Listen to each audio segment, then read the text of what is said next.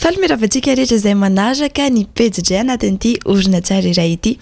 Androany dia hizara aminao teknika izay hitako hoe mampivoatra be mihitsy ny fomba fanonana na ny prononciation anao amin'ny teny anglisy.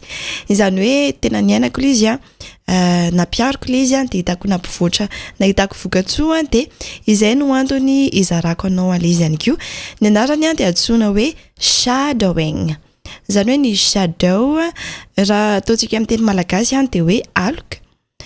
Zany hoe anao zany raha ohatra hoe makeny amin'ny toerana misy masoandro dia mahita ny aloka eo ianao dia izay zavatra ataonao no ataon'ilay aloka. Fa tsy hoe manao zavatra hafa ianao dia zavatra hafa mihitsy koa tsy mitovy amin'ilay ataonao no ataon'ilay aloka. Dia izay no ianarantsika ampiarintsika amin'ilay fianarana ny teny anglisy. Resaka momba fanonana isika zany hoe ny prononciation ny zavatra ataonao dia ny makatahaka maximum possible an'ilay olona enoinao zany. Ohatran'izao nataonao maka vidéo na ataontsika hoe 2 minitra fotsiny ara dia mety.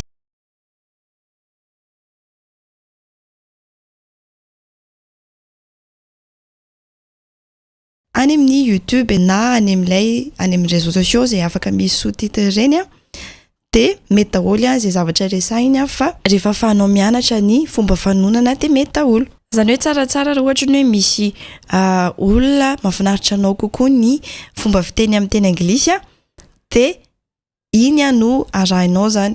Izany hoe miezaka ianao makatahaka mba hitovy amin'ilay olona alainao tahaka zany ny fomba fiteninao dia ahatonga anao ho motivé kokoa hoe indray androany hitovy amin'io fomba fitenin'ny olona io ny fomba fiteniko ny teny anglisy zany. Rehefa azonao io vidéo ana 2 minitra io dia zavatra ataonao voalohany ny mihaino fotsiny aloha. Enoinao ilay izy dia tsy maninona raha tsy zavatra azonao aloha fa mihaino fotsiny ianao zany. Dia manaraka indray ny faharoa indray dia averinao enoina ilay vidéo dia asianao sous-titre amin'ny teny anglisy mazava ho azy. Dia eo ianao mahita hoe rery daholo ny zavatra resahiny ao anatin'ilay vidéo. Vita izay dia averinao fara ilay vidéo fa isaky miteny fehezanteny anankiray ilay olona dia pozenao. Izany hoe enoinao tsara ny pitsopitsony kely rehetrarehetra. Ohatry ny ahoana fanonan'ilay olona ilay teny tsirairay avy. Ohatry ny ahoana ny lanto-peo nampiasainy. Taiza ho aiza no ny teny mafy kokoa izy taiza ny tsindrim-peo an'ilay teny tsirairay avy dia ohatran'izay no ataonao dia averinao tanteraka mitovy ohatran'izay ihany koa ilay izy zany. Amin'izay fotoan'izay ianao manatsara be ny prononciation anao. Hitanao zany hoe ohatr'izao zany tokony hanononako an'ity teny ity. Ohatra zao fehezanteny tenen'ilay olona hoe I can't believe it. Ohatran'izay zao zavatra teneny dia enoinao tsara hoe ohatry ny ahoana fanonana ilay teny voaloha faharoa sy ny sisa ny sisa. Ohatry ny ahoana lantom-peony ohatra ny hoe I can't believe it. Tarararara. Dia tena ataonao kopikole ohatran'izay ihany koa fa tsy ovainao ilay izy.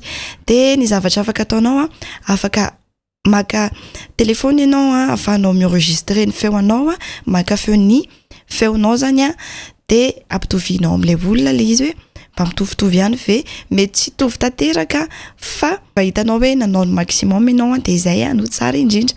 Ohatran'izay hatrany mandra-pitavitra ilay vidéo. Ataonao izay na 3 isan-kerinandro ary ianao manao an'izay dia tena ho hitanao ny fiovana. Izao alaina feo foana ilay izy enregistre foana dia hojerenao afaka 2 volana afaka 3 volana any hoe ohatry ny ahoana ny fivoaranao fa tena misy fivoarana ngeza be ao anatin'izay rehetra izay satria sady mamolaka ny vavanao ianao sy ny lelanao ihany koa. Dia izay no teknika hoe tena mahomby be amin'ny fanatsarana ny fomba fanonanao. Ampiaro izay dia ho hitanao ny vokany. Bye!